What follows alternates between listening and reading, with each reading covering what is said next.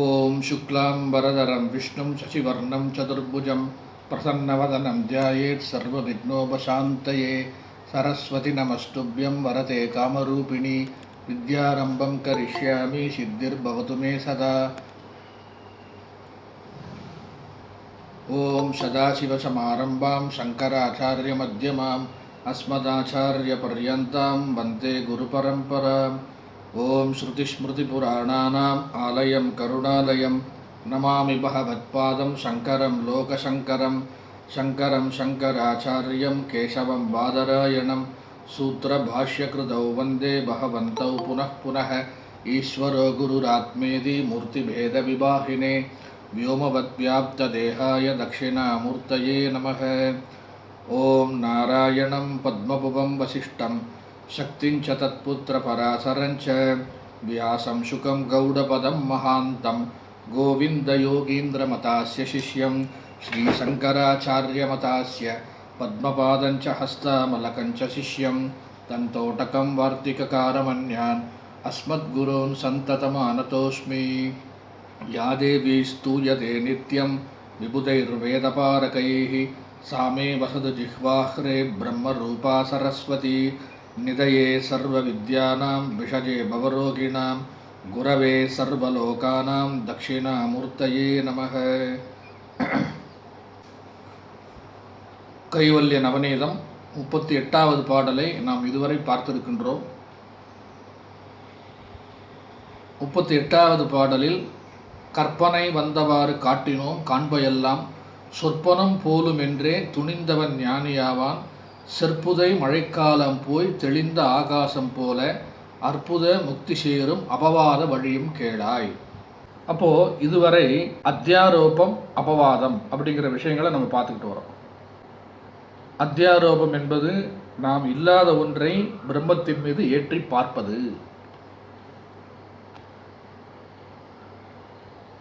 அபவாதம் என்பது அதிலிருந்து நாம் ஒவ்வொன்றாக நாம் என்ன செய்கிறது அப்படின்னா விலக்கி பார்ப்பது. எந்த ஒரு விஷயத்தை நாம் பார்த்தோம்னா கற்பனையாக எண்ணி பார்த்தோமோ அந்த விஷயத்தை நம்ம ஒவ்வொன்றாக என்ன செய்வது அப்படின்னா கொஞ்சம் கொஞ்சமாக அது எப்படி நம்ம பார்த்தோமோ அதே போல் ரிவர்ஸ் வர்றது, அதுதான் அபவாதம் என்று சொல்லப்படுகிறது. அப்போ சென்ற பாடலில் பார்க்கும்போது கற்பனை வந்தவாறு காட்டினோம், அத்தியாரோபம் உண்டான வழியை அறிவித்தோம்.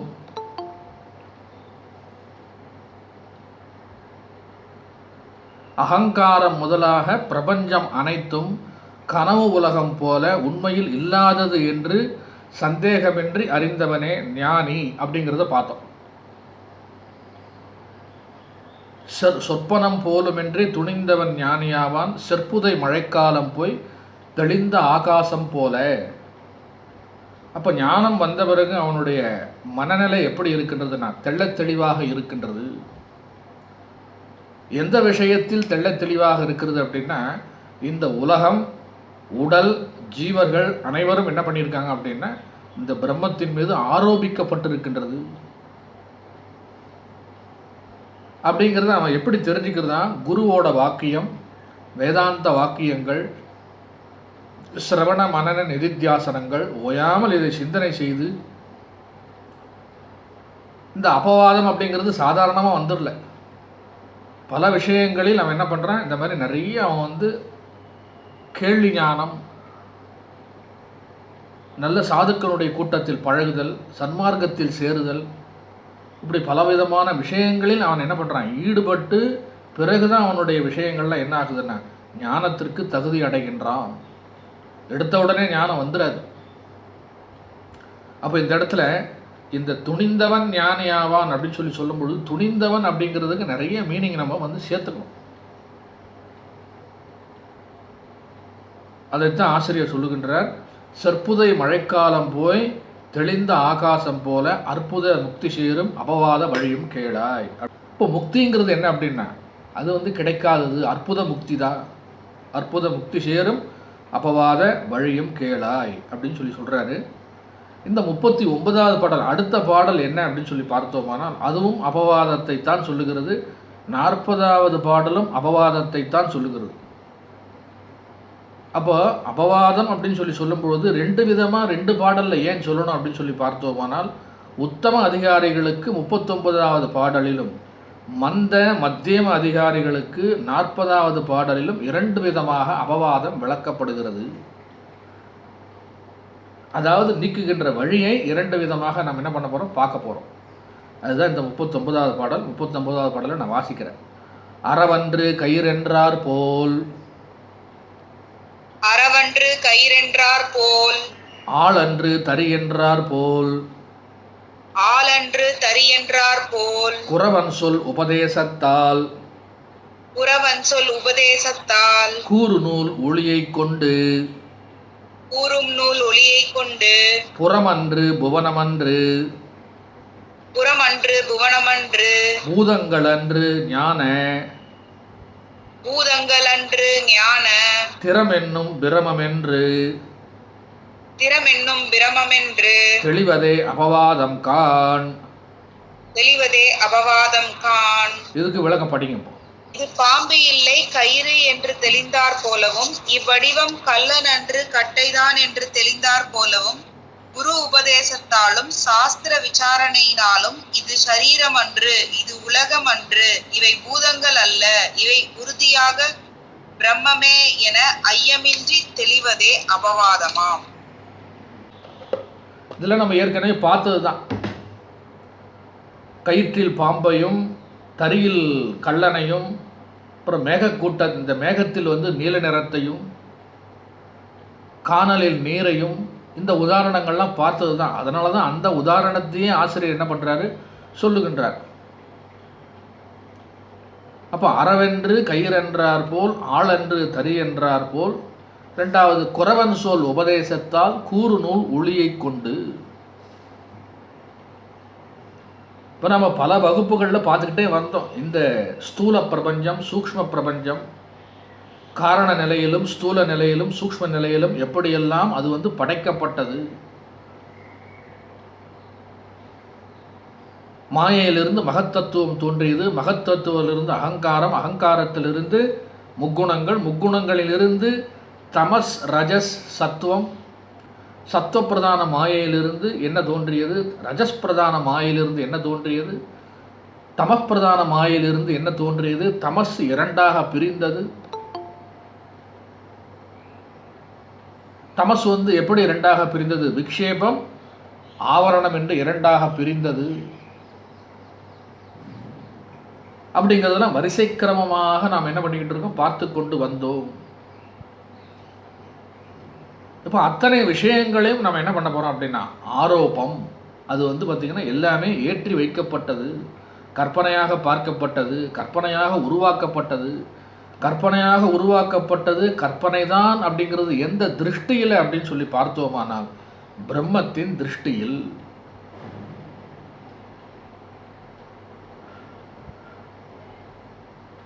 பிரம்மத்தோட திருஷ்டியில் இவைகளெல்லாம் என்ன பண்ணப்பட்டதுன்னா கற்பனை. அப்போ பிரம்மத்தோட திருஷ்டியில் கற்பனை அப்படின்னு சொல்லி பார்த்தோமானால் எது இருக்கின்றது, உண்மையில் எது இருக்கின்றது, இருப்பது பிரம்மம் மட்டுமே. அதுதான் இப்படி என்ன பண்ணிக்கிட்டு இருக்கு, தோற்றம் அளித்து கொண்டிருக்கிறது. அப்போ இந்த பாடல்ல 39வது பாடல்ல அபவாத இலக்கணம் சொல்லப்படுகின்றது. உத்தம அதிகாரிகளுக்கு சொன்ன உடனே சீக்கிரமா புரிஞ்சுக்கிறவங்களுக்கு எப்படி அப்படிங்கிற அந்த மெத்தட்.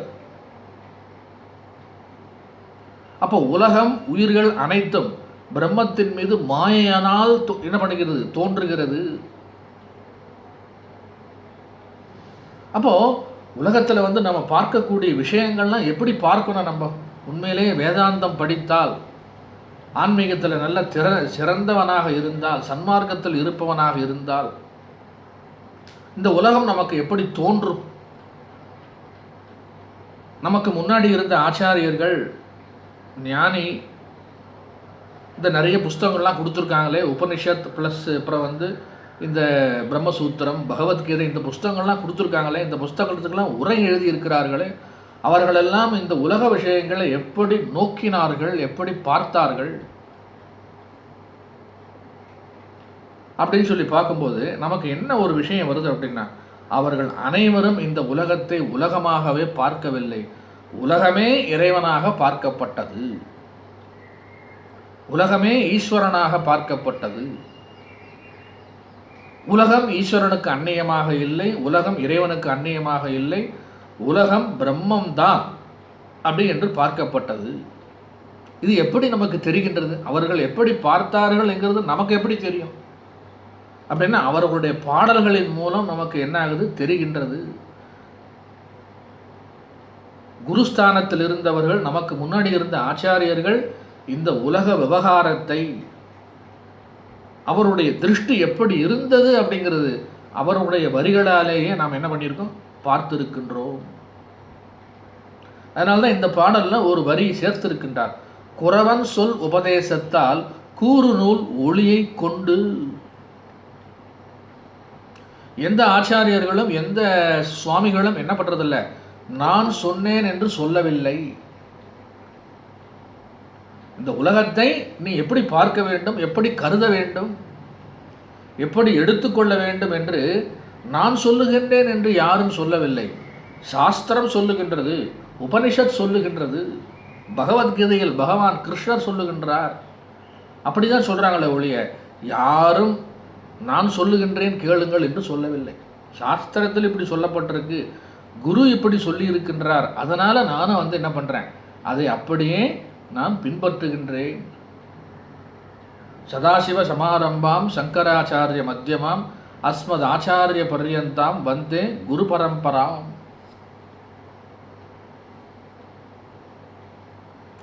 அப்ப நான் சொல்லுகிறேன் என்று கூறாமல் என்ன சொல்லுகிறார்கள் என்றால், உபனிஷத் கூறுகிறது, கீதை கூறுகிறது. கட்டோபனிஷத்துல நச்சிகேதஸ் கேட்கிறான் யமனிடத்துல, ஆத்ம வித்தியை பற்றி எனக்கு சொல்லித்தாருங்கள். இந்த ஜீவன் அல்லது மனிதன் மரணத்திற்கு பிறகு என்ன நிலையை அடைகின்றான், மரணத்திற்கு பிறகு மனிதனின் நிலை என்ன,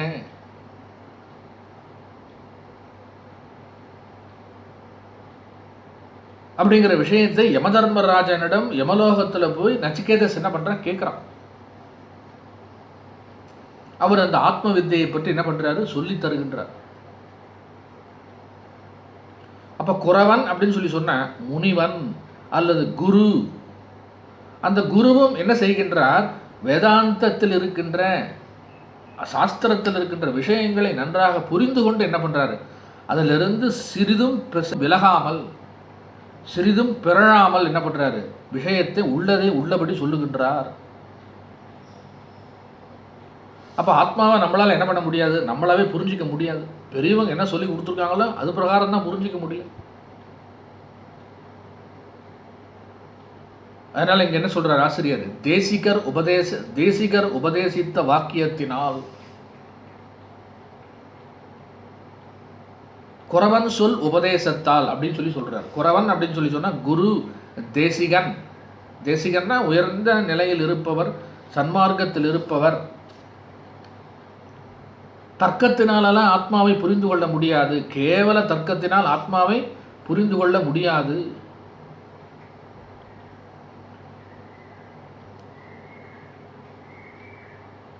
அப்போ இந்த ஜெகத் என்ன ஆயிருக்கு அப்படின்னா, பிரம்மத்தில் கல்பிதமான ஜெகத் என்று புரிந்து கொள்ள வேண்டும். அப்போ பிரம்மத்திற்கு அந்நியமாக இந்த ஜெகத் இல்லை அப்படின்னு சொல்லி சொன்ன, அப்போ பிரம்மம் இல்லை என்றாலும் இந்த ஜெகத் இல்லை, பிரம்மத்திற்கு அந்நியமாக இந்த ஜெகத் இல்லை. அப்போ இருக்கிறது என்ன அப்படின்னா பிரம்மம் மட்டுமே. பெயர் தான் ரெண்டு பெயர் சொல்றோம், பிரம்மம் சொல்லி சொல்றோம், ஈஸ்வரன் சொல்லி சொல்றோம், ஜெகத் என்று சொல்லுகின்றோம், உலகம் என்று சொல்லுகின்றோம். இதெல்லாம் பெயர்கள் பலவாக இருக்கின்றது, ஆனால் இருப்பது என்னது அப்படின்னா பிரம்மம் மட்டுமே. ஆராய்ச்சி பண்ணி பார்த்தா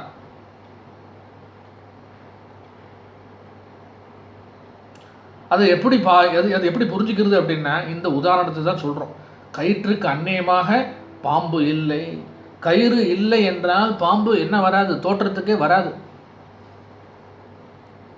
பிரம்மம் இல்லை என்றால் இந்த உலகமே என்ன ஆகாது, தோற்றத்திற்கு வராது. ஆனால் தோற்றத்தில் இருக்கு. ஆனால் தோற்றத்திற்கு இருப்பதை தான் நாம் என்ன பண்றோம், பார்க்கின்றோம். அதற்கு அதிஷ்டானமாக இருப்பதை நாம் என்ன பண்றதில்லை, பார்ப்பதில்லை. அப்போ எப்படி புரிஞ்சுக்கணும் அப்படின்னா, இந்த தோற்றம் 2, வஸ்து 1. வார்த்தைகள் 2, வஸ்து 1. அதுதான் என்ன சொல்றது அப்படின்னா பாதாயாம் சமான அதிகரணம். இந்த விஷயங்கள்லாம் நம்ம சென்ற வகுப்பிலே பார்த்துருக்கோம். பாத சமான அதிகரணம் அப்படின்னு சொல்லி பார்த்தோம். அதாவது கயிற்றுக்கும் பாம்புக்கும் அதிகரணம் இருப்பிடம் எங்க அப்படின்னா ஒரே இடம் தான். என்னது அப்படின்னா கயிறு தான். கயிறு இருக்கின்ற இடமும் கயிறு தான். இந்த பாம்பாக தோற்றமளித்து பொய்யாக தோற்றமளித்து கொண்டிருந்ததே அது தோன்றிய இடமும் என்னது அப்படின்னா கயிறு தான். ஆனா கயிறு என்ன ஆகுது உண்மை, பாம்பு என்ன ஆகுது அப்படின்னா பொய். அப்போ கயிறும் பாம்பும் 2 வார்த்தைகள் தான் இருக்கின்றது. ஆனா அங்க இருப்பது என்ன அப்படின்னா கயிறு மட்டும்தான். அதுபோல நம்ம எப்படி புரிஞ்சுக்கணும் அப்படின்னா பிரம்மம், ஈஸ்வரன், உலகம், உடல்கள், உயிர்கள் எல்லாம் இருக்குது. பல பெயர்கள் இருந்தாலும் இருக்கிறது என்னது அப்படின்னா ஒரே ஒரு வஸ்து, அது பிரம்மம் மட்டுமே. அதுக்கு தான் பேர் என்ன அப்படின்னா அதிகரணம். பிரம்மத்தில் தான் எல்லாம் போய் என்ன ஆகுது ஒடுங்குகின்றது. ஈஸ்வரனில் தான் அனைத்தும் என்ன ஆகுது ஒடுங்குகிறது.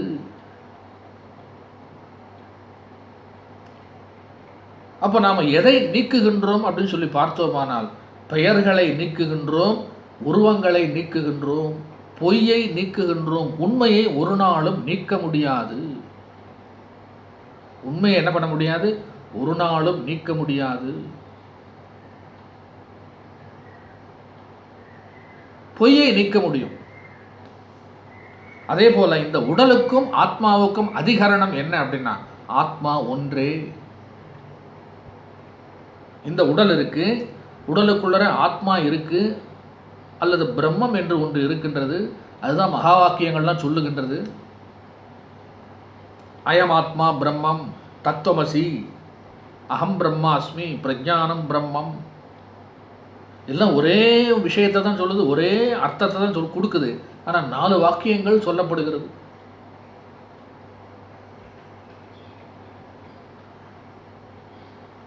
இப்போ இறைவனுக்கு 108 அர்ச்சனை பண்ணுறோம்.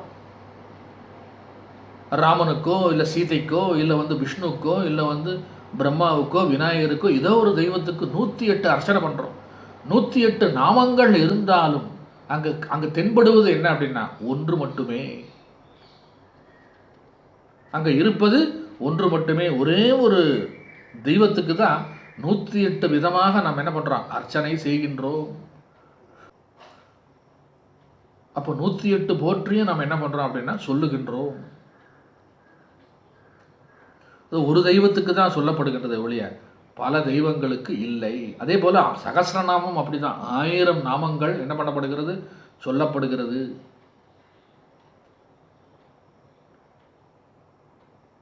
அந்த 1000 நாமங்களும் யாருக்கு அப்படின்னா விஷ்ணுவுக்கு தான். ஒரே ஒரு தெய்வத்துக்கு தான் இந்த 1000 நாமங்களும் சமர்ப்பணம். அதுபோல நாமங்கள் வேறாக இருக்கலாம், உருவங்கள் வேறாக இருக்கலாம். அனைத்தும் எதிலிருந்து தோன்றுகிறது, எதில் போய் ஒடுங்குகிறது அப்படின்னா பிரம்மம் ஒன்றே, ஈஸ்வரன் ஒன்றே. அதுதான் சொல்லப்படுகின்றது. உத்தம அதிகாரிகளுக்கு இந்த அபவாத வழி எப்படி சொல்லப்படுகிறது அப்படின்னு சொல்லி பார்த்தோமானால் பாதாயாம் சமான அதிகரணம்.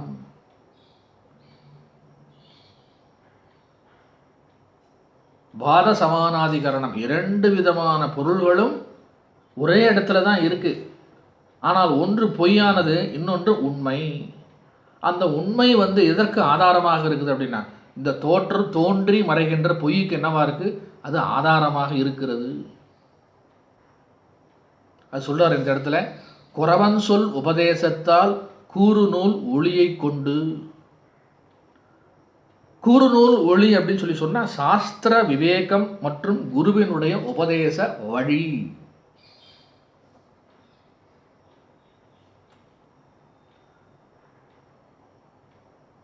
சாஸ்திரங்கள்லாம் என்ன சொல்லி கொடுத்துருக்கோ அதை தான் குரு நமக்கு என்ன பண்றாரு சொல்லி கொடுக்குறாரு.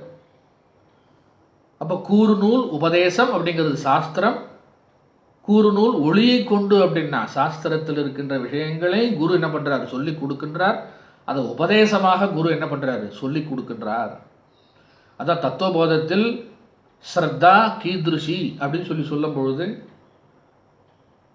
அதாவது குரு வேதாந்த வாக்கியாதிஷு விஸ்வாசக ஸ்ரத்தா அப்படின்னு சொல்றாரு. குருவினுடைய வாக்கியத்திலும் வேதாந்த வாக்கியத்திலும் எப்படி நமக்கு நம்பிக்கை இருக்கின்றதோ அதை தான் என்ன சொல்றது அப்படின்னா இந்த விஸ்வாசம். அப்போ இந்த உலகத்தை நம்ம என்னவா பார்க்கணும் அப்படின்னு சொல்லி பார்த்தோமானால், உலகமாக இருந்தாலும் அது என்னது அப்படின்னா அனைத்தும் ஈசன் செயல். இருப்பதெல்லாம் இறைவனை, பார்ப்பதெல்லாம் பகவானே. அது இந்த இடத்துல சொல்றாரு. அதுக்கு உதாரணம் சொல்றார். அறவென்று கயிறென்றார் போல், ஆளென்று தறி என்றார் போல். அப்ப அரவு அப்படின்னு சொல்லி சொன்னா பாம்பு. அறவென்று கயிறென்றார் போல், இது பாம்பு இல்லை, இது கயிறுதான் என்று தெளிந்தது போல.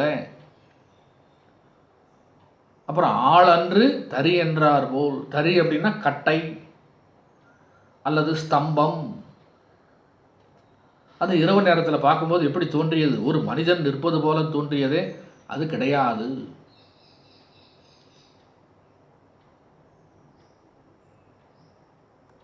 அப்படி எனக்கு தோற்றம் அளித்தது, என்னவாக தோற்றம் அளித்தது அப்படின்னா, இது மனிதனாக தோற்றம் அளித்தது உண்மையிலே மனிதன் அல்ல. அது எது அப்படின்னா அது தறி அல்லது அந்த ஸ்தம்பம்.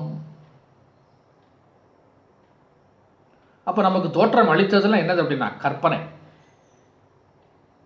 நம்மளுடைய அறியாமை, நம்மளுடைய அஜாக்கிரதையினால் அந்த மாதிரி அந்த மாதிரி பார்ப்பதற்கு அந்த நேரம் வந்து விட்டது, அந்த சந்தர்ப்ப சூழ்நிலை.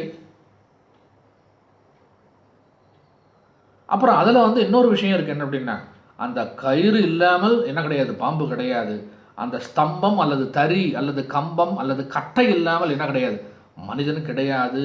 உண்மை இல்லாமல் பொய் என்ன பண்ண முடியாது, தோன்ற முடியாது. உண்மைக்கு மாறாக ஒன்று இருக்கின்றது அப்படின்னு சொல்லி சொன்னால் உண்மை இருக்கணும். அதுக்கப்புறம் தான் அதிலிருந்து என்ன வருது, பொய்யோ அல்லது அந்த உண்மைக்கு மாறானதோ என்ன பண்ண முடியும், தோன்ற முடியும். அதுதான் பாடுறாங்க, எங்கெங்கு காணினும் இறைவனது சக்தியடா, பார்க்கும் இடம் எங்கும் ஒரு நீக்கமர நிறைகின்ற பரிபூரணானந்தமே. அப்போ நிர்விகார பிரம்மமே என்ன ஆயிருக்கு அப்படின்னா சவிகாரமாக தோற்றம் அளிக்கின்றது.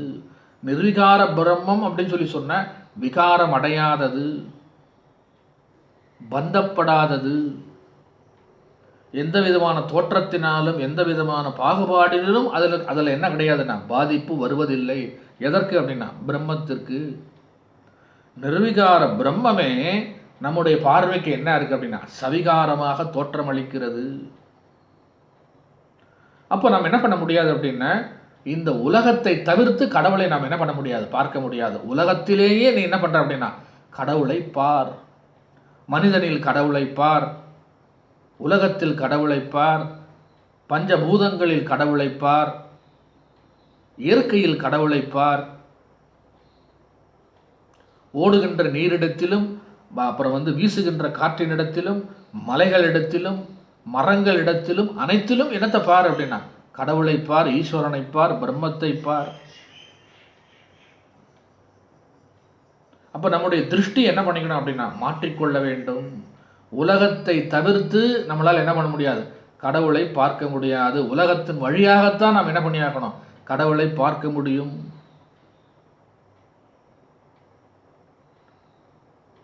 அப்போ நம்மளுடைய சொரூப ஞானத்திற்கு என்ன கிடையாதுன்னா தோற்றமும் இல்லை, ஒடுக்கமும் இல்லை. இப்போ 3 நிலைகளிலும் நாம் என்ன பண்ணுறோம், ஜாகிரதா அவஸ்தை, சொப்னாவஸ்தை, சுஷுப்தி அவஸ்தை, 3 அவஸ்தைகளிலும் நமக்கு என்ன இருக்குது அப்படின்னா நான் இருக்கின்றேன் என்ற உணர்வு நமக்கு என்ன பண்ணிக்கிட்டு இருக்கு, இருந்து கொண்டே இருக்கிறது.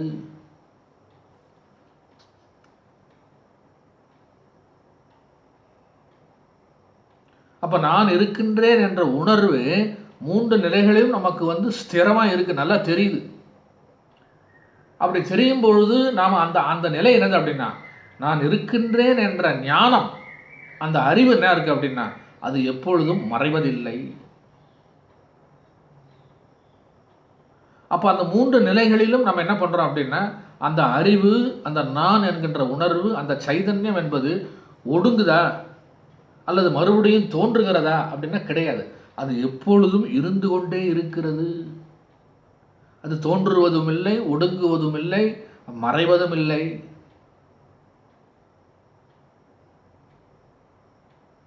அதுபோல இந்த உலகம் தோன்றுகிறது, அப்புறம் தோற்றத்திலிருந்து என்னது அவ்வியக்தத்திற்கு போகின்றது, டார்மண்ட் ஃபார்முக்கு போகுது, அன்மேனிஃபெஸ்ட் ஃபார்முக்கு போகுது. இந்த உலகம் மறைகின்றது அல்லது ஒடுங்குகிறது.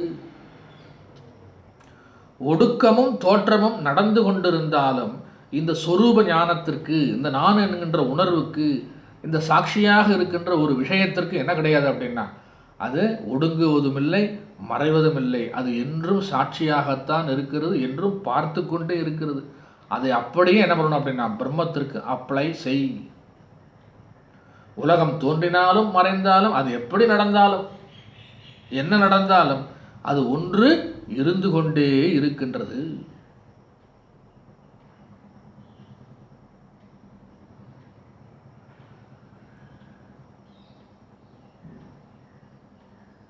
அப்ப அறவன்று கயிறென்றார் போல், ஆளன்று தறி என்றார் போல். இன்னும் நிறைய உதாரணங்கள்லாம் ஏற்கனவே நம்ம பார்த்தோம். இந்த 2 உதாரணங்களை வைத்துக்கொண்டு குறவன் சொல் உபதேசத்தால் கூறு நூல் ஒளியை கொண்டு புறமன்று புவனமன்று பூதங்கள் அன்று.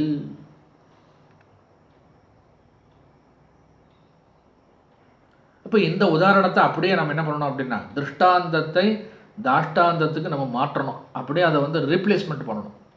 அரவு கயிறு, தறி மனிதன், அதுபோல் இந்த என்ன சொல்கிறாரு, புறம் புவனம் பூதங்கள். இந்த உலகம் நமக்கு எப்படி தோன்றுகிறது? இது புறம் அப்படின்னா உடல். பகவத்கீதையில் இந்த உடலுக்கு என்ன சொல்லப்படுகிறது? புறம் என்று சொல்லப்பட்டது. நவத்வாரே புரே தேகி நைவ குர்வன்ன காரையன். நவவாயில் நகரம் எது? இந்த உடல். புறம் அப்படின்றது இந்த உடலுக்கு ஒரு பெயர் இருக்கு. அப்போ புறம்னா அப்படின்னா இந்த இடத்துல என்னதுன்னா சரீரம் அன்று, இது சரீரம் இல்லை. அப்புறம் நான் பார்த்துக்கிட்டு இருக்கிறது என்னது? உலகம் இல்லை. இந்த உலகம் எதனால் ஆனது? பஞ்சபூதங்களால் ஆனது. பஞ்சபூதங்களும் இல்லை. பஞ்சபூதங்களால் ஆனது தான். ஆனால் அந்த பஞ்சபூதங்கள் எதனால் தோற்றமளித்து கொண்டிருக்கிறதோ அதை வந்து நம்ம என்ன பண்ணிக்கணும்? பிடிச்சிக்கணும், பிக்கப். அதனால் இந்த இடத்துல சொல்கிறார் புறமன்று புவனமன்று பூதங்கள் அன்று. அப்புறம் கடைசியாக சொல்கிறாரு ஞான திறம் என்றும் பிரமம் என்று தெளிவதே அபவாதம்.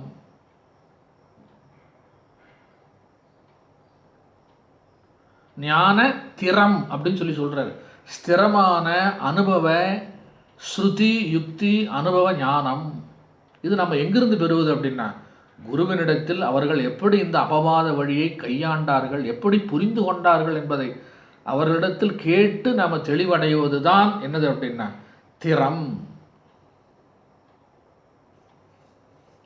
திறம் அப்படின்னா ஸ்திரமான சொரூப ஞானம். சொரூப ஞானம், என்னுடைய சொரூபம் என்ன? நான் பஞ்ச கோஷங்களா, அல்லது 3 உடலா, 3 அவஸ்தைகளா, அல்லது பஞ்சேந்திரியங்களா, அல்லது உயிரா, அல்லது உடலில் உள்ள பாகங்களா?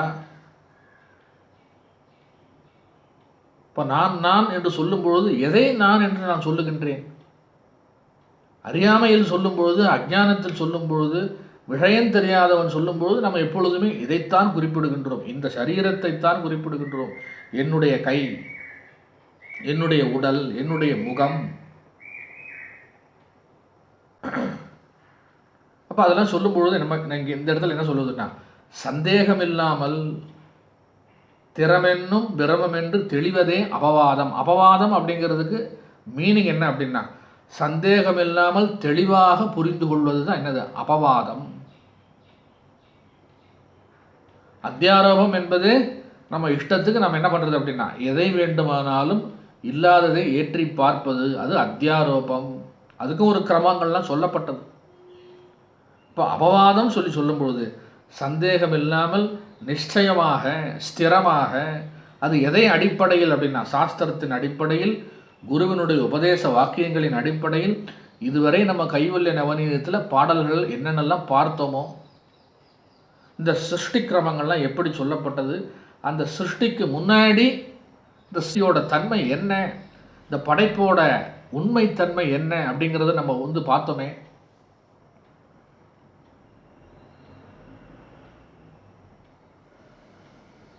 அது இந்த இடத்துல சொல்லப்படுது. ஸ்திரமான சொரூப ஞானம் என்னும் பிரம்மம் என்று அறிதல். அப்போ திறமென்னும் பிரம்மம் என்று தெளிவதே அபவாதம். அபவாதம் என்பது இதுதான். இந்த பாடலில் சொல்லப்பட்ட அபவாத இலக்கணம் என்ன அப்படின்னா, ஒரு பாம்பு உதாரணம் ப்ளஸ் தறி மனிதன் என்னது, இந்த உதாரணங்களை வைத்துக்கொண்டு இந்த உலகம் என்னது அப்படின்னா புறமன்று, புவனமன்று, பூதங்கள் அன்று. அது மட்டும் இல்லை, இந்த உபதேச வாக்கியங்கள், குருவோட உபதேசம், சாஸ்திர உபதேசங்கள்லாம் என்ன சொல்லியது, அவர்களுடைய அனுபவம் என்ன, அவர்களுடைய அனுபவத்தை தான் இந்த பாடல்களில் நம்ம நம்ம நம்ம நம்ம என்ன பண்ணுறோம் அப்படின்னா பார்க்கின்றோம்.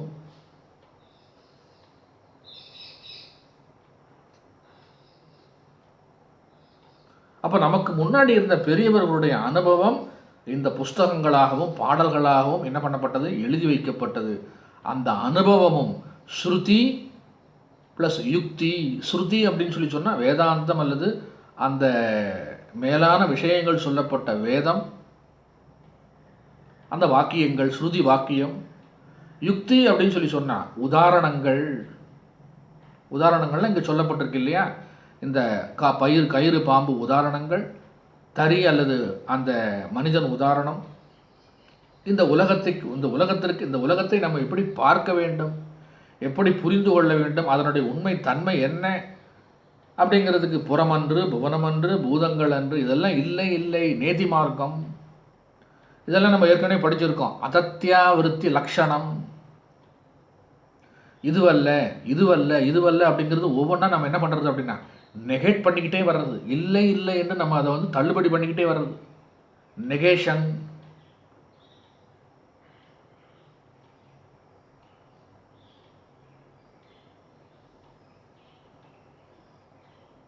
அப்படி பண்ணும்போது என்ன ஆகுது அப்படின்னா கடைசியாக எஞ்சி இருப்பதும் அல்ல, அது இருக்கிறது அது ஒன்று தான், வேற ஒன்றும் கிடையாது. அப்போ இத்தனை விஷயங்கள் தோற்றத்திற்கு வந்தாலும் நாம் எல்லாம் என்ன பண்ணுறோம் அப்படின்னா இருக்கின்றது உண்மை என்று நாம் இந்த உலகத்தை நம்பிக்கொண்டிருக்கின்றோமே. அது உண்மையாக இருந்தாலும் பரவாயில்ல, ஆனால் அதுக்கு மேலே ஒரு உண்மை இருக்குது, அதுதான் உண்மையான உண்மை அப்படிங்கிறத நம்ம நல்லா புரிஞ்சுக்கணும். இது செகண்டரி, அது பிரைமரி. பிரைமரி இல்லாமல் செகண்டரி கிடையாது. செகண்டரி அப்படிங்கிறது ஒன்லி தோற்றம். Primary is the only original one, that is the substance.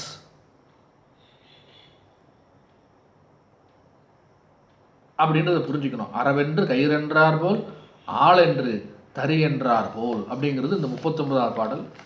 இன்னும் சில விஷயங்களை நான் என்ன பண்ணுறேன் சொல்ல போகிறேன். இதற்குண்டான பாடல்கள்லாம் என்ன பண்ணப்பட்டிருக்கு, திருமூலர் திருமந்திரத்தில் சொல்லியிருக்கார். இந்த பாடல் நான் ஏற்கனவே சொல்லியிருக்கேன். மாயை மறைக்க மறைந்த மறைபொருள், மாயை மறைய வெளிப்படும் அப்பொருள், மாயை மறைய வல்லார்க்கு காயமும் இல்லை கருத்தில்லை தானே. ஏன்னா இந்த மாயையிலிருந்து என்ன ஆகுது, மகத்தத்துவத்திலிருந்து அகங்காரம், அகங்காரத்திலிருந்து முக்குணங்கள், முக்குணங்களிலிருந்து இந்த ஸ்தூல சூக்ஷ்ம பிரபஞ்சங்கள் இதெல்லாம் வந்தது. அப்போ இந்த பிரம்மத்தை மறைப்பது போல காட்டிக்கொண்டிருப்பது எது அப்படின்னா இந்த உலகத்தை வைத்து. அதுதான் இந்த கிளாஸுக்கு ஆரம்பத்திலே நான் சொன்னேன். என்ன சொன்னேன் அப்படின்னா, மாயையால் பிரம்மத்தின் மீது இந்த உலகமும் உயிர்களும் ஆரோபிக்கப்பட்டு, இந்த பிரம்மமும் மறைக்கப்பட்டு, உலகம் உயிர்கள் அனைத்தும் நமக்கு என்ன ஆகுது அப்படின்னா தோற்றமளித்து கொண்டிருக்கிறது. எதனால் அப்படின்னா மாயா. அதனால தான் பகவான் கிருஷ்ணரும் பகவத்கீதையில் சொல்கிறார், மம மாயா துரத்யா அகடித கடனா பட்டீயசி மாயா மாயாந்து பிரகிருதிம் வித்யாம் மாயினந்து மகேஸ்வரம் யா ச ம மாயா. இதெல்லாம் மாயைக்கு உண்டான டெஃபனிஷன். யா சா மா, எது இல்லாமல் இருக்கின்றதோ, யா சஹ மா, அது இல்லை ஆனால் அது இருப்பது போல தோற்றம் அளித்து கொண்டிருக்கிறது. அதுதான் என்னது, மாயை. அந்த மாயை என்ற வார்த்தையை வச்சுத்தான் என்ன பண்ணுறாரு, திருமூலர் இந்த பாட்டை சொல்லியிருக்கார். மாயை மறைக்க மறைந்த மறைபொருள். மறைபொருள் என்பது என்ன அப்படின்னா பிரம்மம். மாயை மறைய வெளிப்படும் அப்பொருள்.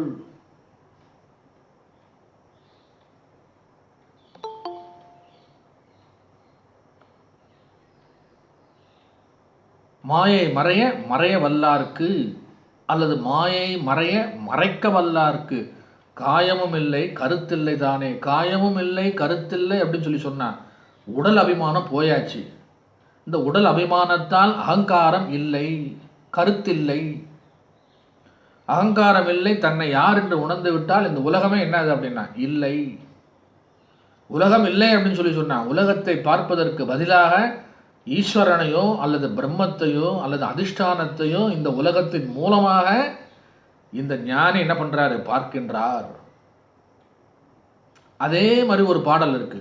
மரத்தை மறைத்தது மாமத யானை, மரத்தில் மறைந்தது மாமத யானை, பரத்தை மறைத்தன பார்முதல் பூதம், பரத்தில் மறைந்தன பார்முதல் பூதமே.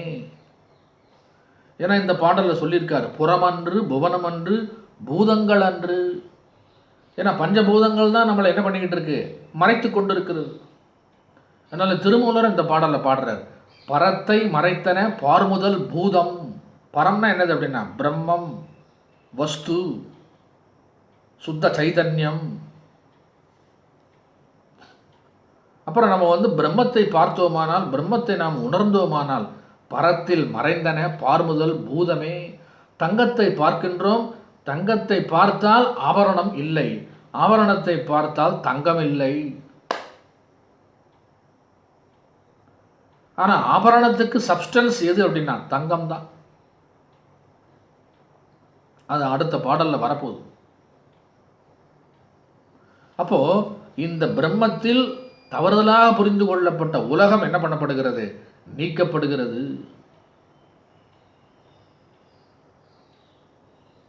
பகவத்கீதையில 10வது அத்தியாயம் 11வது அத்தியாயம் ரெண்டுமே என்ன சொல்லுது அப்படின்னா விபூதி யோகமும் விஸ்வரூப தரிசன யோகமும் இந்த உலகம் இறைவனை தவிர வேறு எதுவும் கிடையாதுன்னு சொல்லி எஸ்டாப்ளிஷ்மெண்ட் பண்ணுது. 10, 11வது அத்தியாயங்கள், 2 அத்தியாயங்கள்.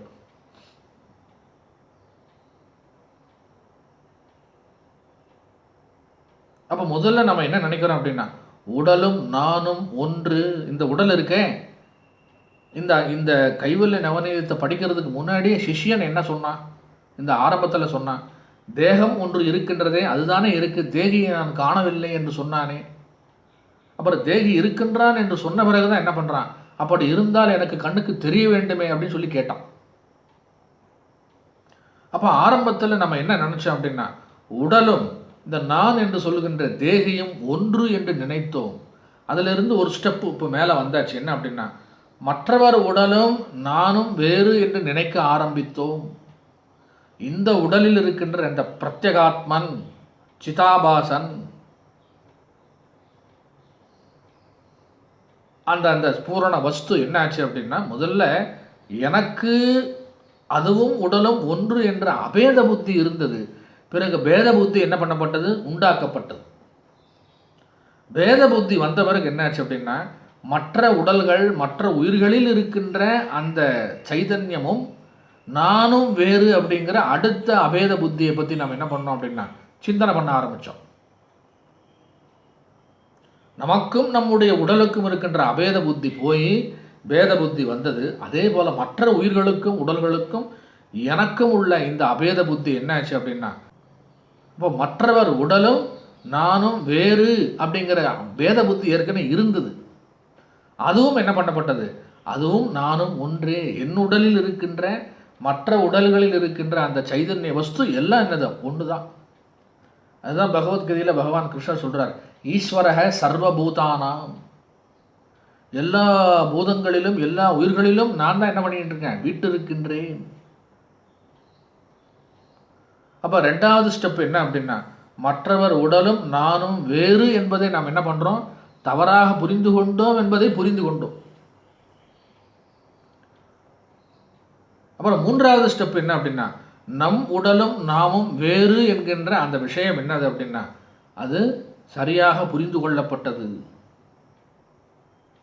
அப்போ ஃபைனல் 4வது ஸ்டெப் என்ன அப்படின்னா என்னுடைய உடல் மற்ற உயிர்களுடைய உடல்களில் இருக்கின்ற ஒரே ஒன்று, அது என்னது அப்படின்னா ஒன்று தான் உள்ளது, அதுதான் ஆத்மா. சர்வாத்ம பூதாத்மா. அப்போ 5வது ஸ்டெப் என்ன அப்படின்னா அனைத்திலும் ஒரே வஸ்து தான் இருந்து கொண்டிருக்கிறது. 6வது என்ன அப்படின்னா சைதன்யத்திற்கு வேறாக உடலும் இல்லை, உலகமும் இல்லை, உயிர்களும் இல்லை.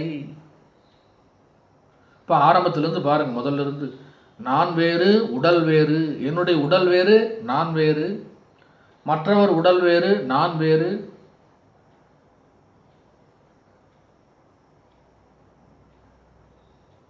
அப்போ என்னுடைய உடல் மற்றவர்களுடைய உடலில் உள்ள உயிர்களில் உள்ள ஆத்மா ஒன்றுதான் உள்ளது. அனைத்தும் ஒன்றுதான். ஒவ்வொரு உடலிலும் ஒவ்வொரு சைதன்யம் இல்லை, ஒவ்வொரு ஆத்மா இல்லை. எல்லா உடல்களிலும் ஒரே ஆத்மா தான் என்ன பண்ணிக்கிட்டு இருக்கு, வியாபித்து கொண்டிருக்கிறது. அப்புறம் ஃபைனல் ஸ்டெப் என்ன அப்படின்னா இந்த சைதன்யத்திற்கு வேறாக உடல்களும் இல்லை, உலகங்களும் இல்லை, உயிர்களும் இல்லை, எதுவுமே இல்லை. அனைத்தும் அதில் என்ன பண்ணுது, அதில் போய் இடம் பெறுகிறது. அப்போ சர்வ பேதமும் என்னாச்சு, போயாச்சு. சர்வ அனர்த்தமும் என்னாச்சு, போயாச்சு.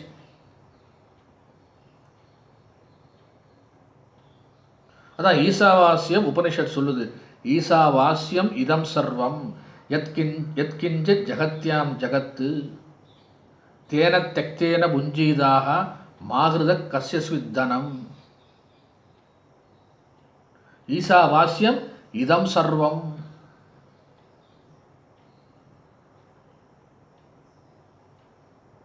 இப்போ நம்முடைய திருஷ்டியை வேதாந்தம் என்ன செய்கின்றது அப்படின்னா மாற்றி அமைக்கின்றது. அப்போ வடிவேல் செட்டியாருடைய அந்த விஷயத்தில் பார்க்கும்போது அவருடைய புஸ்தகத்தில் சொல்லியிருக்கு, அதத்யாவிருத்தி வடிவ அபவாத இலக்கணம் கூறுதல். இந்த 39வது பாடலுக்கு லட்சணமே என்ன சொல்கிறாருன்னா இதுவல்ல இதுவல்ல இதுவல்ல அப்படிங்கிறது ஒவ்வொன்றாக நீக்கிக்கொண்டே போக வேண்டும். அதுதான் லட்சணம். இது பாம்பென்று கயிறென்று தெளிந்தார் போலவும் இந்த உருவம் கள்ளன் அன்று கட்டை என்று தெரிந்தார் போலவும் சர்க்குரு கூறிய பரம உபதேசத்தாலும் வேதாந்த சாஸ்திர விசாரணையினாலும். அப்புறம் சொல்றாரு, ஆத்மாவானது ஸ்தூல சூக்ஷ்ம காரண சரீரம் அன்று. இப்போ நம்ம இதுக்கு முன்னாடி என்னென்னலாம் பார்த்தோம், பஞ்ச கோஷங்கள் பார்த்தோம், ஸ்தூல சரீரம் பார்த்தோம், 3 விதமான அவஸ்தைகள் பார்த்தோம். அதெல்லாம் நம்ம என்ன பண்ணணும் அப்படின்னா ஒவ்வொன்றாக நீக்க வேண்டும். Everything should be negated, everything should be removed. அது சொல்கிறாரு, ஆத்மாவானது இந்த இடத்துல என்ன பண்ணப்பட்டிருக்கு, ஸ்தூல சூக்ஷ்ம காரண தேகமும் அன்று, சதுர்தச புவனமும் அன்று. சதுர்தச புவனம் அப்படின்னா 14 லோகங்களையும் நம்ம படைப்பில் பார்த்தோம். அத்தல வித்தல சுத்தல ரசாத்தல தலாத்தல மகாத்தல பாத்தாள, பூலோகம், புவர்லோகம், சுவர்லோகம், அப்புறம் மகோலோகம், மகர்லோகம், தபோலோகம், ஜனோலோகம், சத்தியலோகம், இதெல்லாம் பார்த்தோம். 14 லோகங்களையும் பார்த்தோம். சதுர்தச புவனமும் அன்று. எது அப்படின்னா இந்த இப்போ நம்ம நினச்சிக்கிட்டு இருக்குது இந்த உலகம், இந்த சதுர்தச புவனமும் அன்று பிரம்மத்தினுடைய அதிஷ்டானத்தில் தான் இதெல்லாம் இயங்கிக்கிட்டு இருக்கு. சதுர்தச புவனமும் அன்று, பஞ்சீகிருத அபஞ்சீகிருத பூதங்களும் அன்று. அழகாக கொடுத்துருக்கார் வடிவேல் செட்டியார். சூக்ஷ்ம உலகமும் அன்று, ஸ்தூல உலகமும் அன்று, பஞ்சீகிருத அபஞ்சீகிருத பூதங்களும் அன்று, அவற்றின் காரணங்களும் அன்று, அவற்றின் அபாவமும் அன்று. அவற்றுக்கு காரணமானவைகள் எது? ஸ்தூல சூக்ஷ்ம பிரபஞ்சத்திற்கு காரணமானது என்ன அப்படின்னா மகத்தத்துவம், அகங்காரம், முக்குணங்கள், அதுவும் அன்று. அவற்றின் அபாவமும் அன்று. அதெல்லாம் காரண நிலையில் போய் ஒடுங்குதே, அதுவும் அன்று. அப்போ எது அப்படின்னா நிர்விசேஷ சின்மாத்திர வடிவ பிரம்மமே என்று சந்தேகமில்லாமல் தெளிவதே அபவாதம். நிர்விசேஷ சின்மாத்திர வடிவ பிரம்மமே என்று ஐயம் திரிபு வர சந்தேகமில்லாமல் தெளிவதே என்னது அப்படின்னா அபவாத வழி. இப்போ இந்த 39வது பாடலில் சொல்லப்பட்ட இதுவரை நான் சொன்னது என்ன அப்படின்னா இது அதத்யாவிருத்தி லட்சண அபவாதம். அந்த முறையில் நீக்குதல். இப்போ இந்த பாடலை படித்து பார்த்தா தெரியும். அறவன்று கயிறென்றார் போல் ஆளென்று தரியென்றார் போல் குறவன் சொல் உபதேசத்தால் கூறுநூல் ஒளியை கொண்டு புறமன்று புவனமன்று பூதங்களன்று ஞானத் திறமென்றும் பிரமமென்று தெளிவதே அபவாதம். கொஞ்சம் கொஞ்சமாக நம்ம என்னென்னலாம் தோற்றத்தில் பார்த்தோமோ அதெல்லாம் என்ன அப்படியே ரிவர்ஸில் போயிடுச்சு. there is nothing but only ஆத்மா, only பிரம்மம். அப்போ இந்த பாடலுக்கு விளக்கத்தை படிக்கலாம். இது பாம்பு இல்லை கயிறு என்று தெளிந்தார் போலவும் இவ்வடிவம் கல்லன் அன்று கட்டைதான் என்று தெளிந்தார் போலவும் குரு உபதேசத்தாலும் சாஸ்திர விசாரணையினாலும் இது சரீரம் அன்று, இது உலகமன்று, இவை பூதங்கள் அல்ல, இவை உறுதியாக பிரம்மமே என ஐயமின்றி தெளிவதே அபவாதமாம். முடிச்சிருவோம். ஐயனே எனது உள்ளே நின்று அனந்த ஜென்மங்கள் ஆண்ட மெய்யனே உபதேசிக்க வெளிவந்த குருவே போற்றி, உய்யவே முக்தி நல்கும் உதவிக்கோர் உதவினாயேன், செய்யுமாறு ஒன்றும் காணேன் திருவடி போற்றி போற்றி. மூர்த்தியெல்லாம் வாழி எங்கள் மோன குருவாழி, அருள் வார்த்தை என்றும் வாழி அன்பர் வாழி பராபரமே. ஓம் சாந்தி சாந்தி சாந்தி. ஹரி ஓம்.